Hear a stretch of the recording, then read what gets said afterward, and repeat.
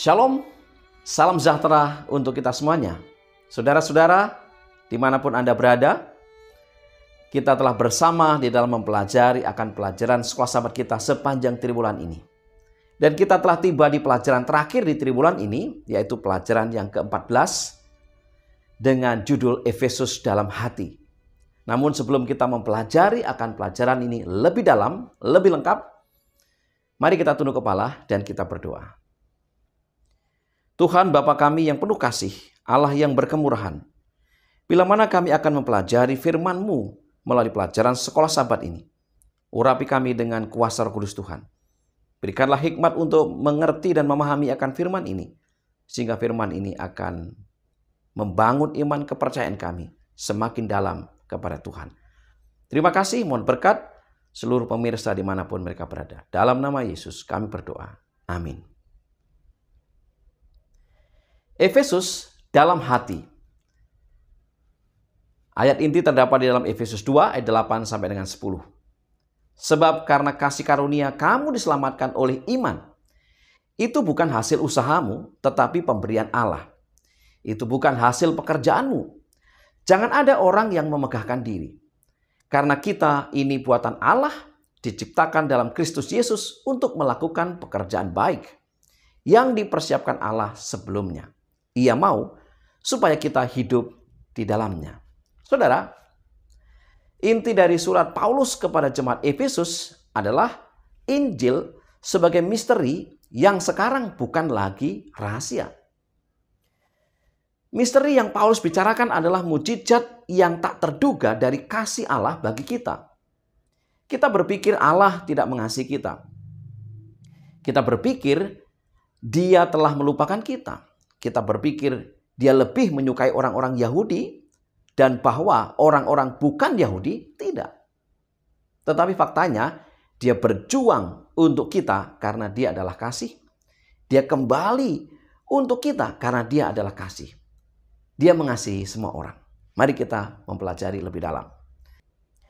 Di pelajaran hari Minggu dengan judul Kita Diberkati di dalam Kristus. Efesus 1 ayat 3 sampai dengan 14 berfungsi sebagai peta di puncak gunung. Dari puncak itu kita melihat pemandangan luas dari rencana keselamatan sebagai berikut. Yang pertama, rentang penuh sejarah keselamatan dari kekekalan di masa lalu melalui tindakan Allah yang dipenuhi kasih karunia di dalam Kristus hingga kekekalan di masa depan. Yang kedua, penebusan Allah terhadap orang percaya yang mencerminkan inisiatif ilahi yang diambil sebelum dunia dijadikan, sebagaimana tertulis dalam Efesus 1 ayat 4, yang sekarang sedang dikerjakan dalam kehidupan kita. Efesus 1 ayat 7, ayat 8, ayat 13, dan 14. Strategi pra-penciptaan ini akan sepenuhnya dicapai pada akhir zaman. Efesus 1 ayat 9 sampai dengan 10. Dan yang ketiga, kemudian segala sesuatu baik di surga maupun di bumi akan dikumpulkan bersama atau dipersatukan di dalam Kristus dan rencana Allah untuk kegenapan waktu akan digenapi. Efesus 1 ayat 10. Kemudian kita akan mengalami sepenuhnya rencana Allah yang misterius. Efesus 1 ayat yang ke-9.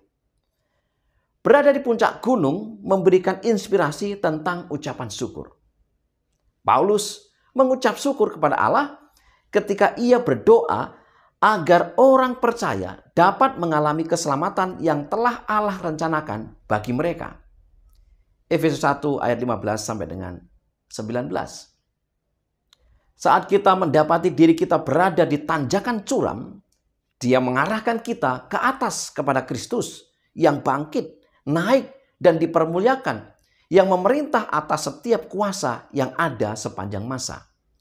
Efesus 1 ayat 20 sampai dengan 23. Melalui kasih karunia Allah yang dinyatakan dalam Kristus Yesus, kita dapat hidup hari ini di puncak gunung. Di pelajaran hari Senin dengan judul Kita Ditebus untuk Umat. Apa yang Tuhan lakukan bagi semua orang percaya sebagaimana terdapat dalam Efesus 2 ayat 4 sampai dengan 7. Yang pertama, Dia membuat kita hidup bersama Kristus. Kebangkitan Kristus adalah milik kita. Yang kedua, Dia membangkitkan kita dengan Kristus. Kenaikan Kristus adalah milik kita. Yang ketiga, di surga Ia mendudukkan kita dengan Kristus. Penobatan Kristus adalah milik kita. Kita bukan pengamat dari peristiwa pergeseran alam semesta dalam kehidupan Kristus. Allah mengambil tindakan yang luar biasa ini bukan karena jasa apapun di dalam kita, tetapi karena kasih karunia-Nya. Efesus 2 ayat 8 sampai dengan 9. Dan Dia bermaksud agar orang percaya hidup dalam keakraban dengan Yesus dan melakukan perbuatan baik. Efesus 2 ayat yang ke-10.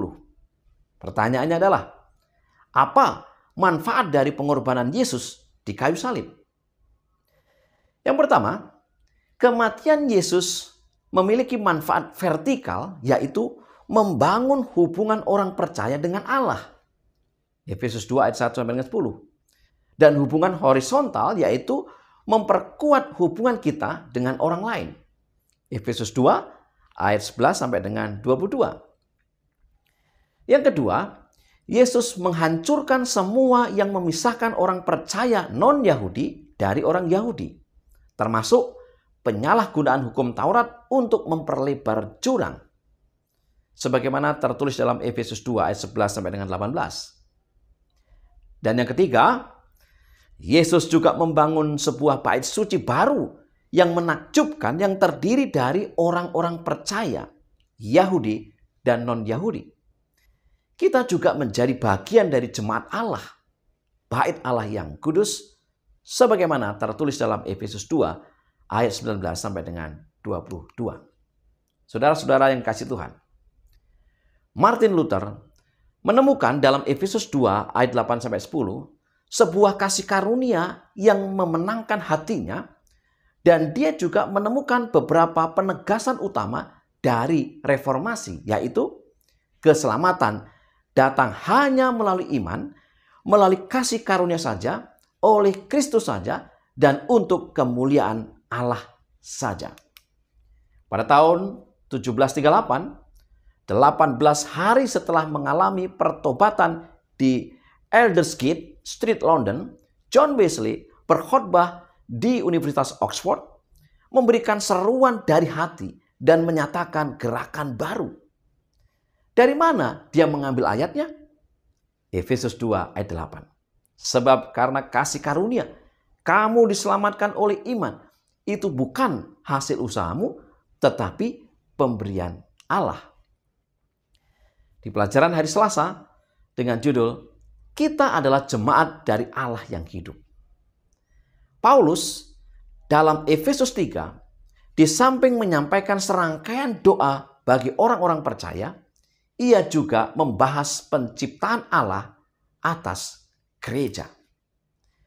Beberapa hal penting tentang rencana atau misteri Allah yang kita perlu ketahui adalah, yang pertama, di dalam kekekalan, Allah memahami rahasia atau rencana mengenai gereja. Efesus 3 ayat 3 sampai dengan 5, ayat 9 dan 11. Yang kedua, melalui kehidupan dan kematian Yesus, rencana yang telah lama tersembunyi itu tercapai. Efesus 3 ayat 11. Yang ketiga, melalui wahyu, Paulus belajar rahasia gereja dan fakta yang mencengangkan bahwa orang bukan Yahudi harus menjadi mitra penuh di dalamnya. Efesus 3 ayat 3 sampai dengan 6. Dan yang keempat, Paulus berperan serta dalam menyebarkan kabar baik ini sebagai pengkhotbah kepada orang-orang bukan Yahudi tentang kekayaan Kristus yang tidak terduga itu. Efesus 3 ayat 8 sampai dengan 9. Yang kelima, dengan banyak yang dimenangkan kepada Kristus, gereja yang disusun sebagaimana adanya, baik dari orang Yahudi maupun orang bukan Yahudi, menampilkan berbagai ragam hikmat kepada pemerintah-pemerintah, dan penguasa-penguasa di sorga. Efesus 3 ayat 10. Mengumumkan malapetaka mereka yang akan datang. Efesus 6 ayat 10 sampai dengan 20. Rencana untuk mempersatukan segala sesuatu di dalam Kristus. Efesus 1 ayat 10 sedang berlangsung dan waktu mereka singkat. Saudara-saudara yang dikasihi Tuhan, pemahaman tentang gereja inilah yang memotivasi Paulus untuk berdoa bagi semua orang percaya. Kita juga dapat membayangkan bagaimana Paulus berdoa dengan tulus bagi kita agar kita dipenuhi di dalam seluruh kepenuhan Allah. Efesus 3 ayat 19. Dan seutuhnya berpartisipasi dalam rahasia yang menakjubkan dan membuka rahasia sebuah gereja yang bersatu. Di pelajaran hari Rabu dengan judul Kesatuan Iman. Dalam Efesus 4, Paulus memberikan dukungan yang kuat untuk gagasan bahwa kita harus memelihara persatuan dalam gereja. Dia mulai dengan memberikan 7 daftar satu. Efesus 4 ayat 4 sampai dengan 6. Satu tubuh, satu roh, satu harapan, satu Tuhan yaitu Yesus Kristus, satu iman, satu baptisan, satu Allah dan Bapa. Kita terikat bersama oleh kenyataan rohani ini. Pada kenyataannya kita bersatu. Untuk memelihara kesatuan ini, kita harus menjadi bagian yang aktif dari tubuh Kristus. Efesus 4 ayat 7 sampai dengan 16. Kita juga harus berkontribusi pada kesehatan tubuh. Efesus 4 ayat 7 dan Efesus 4 ayat 16. Kita semua harus mendapat manfaat dari pekerjaan para rasul, nabi, penginjil, pendeta, dan juga guru. Efesus 4 ayat 11 sampai dengan 12. Pertanyaannya adalah, mengapa penting menjaga persatuan gereja dan bertumbuh menjadi dewasa rohani?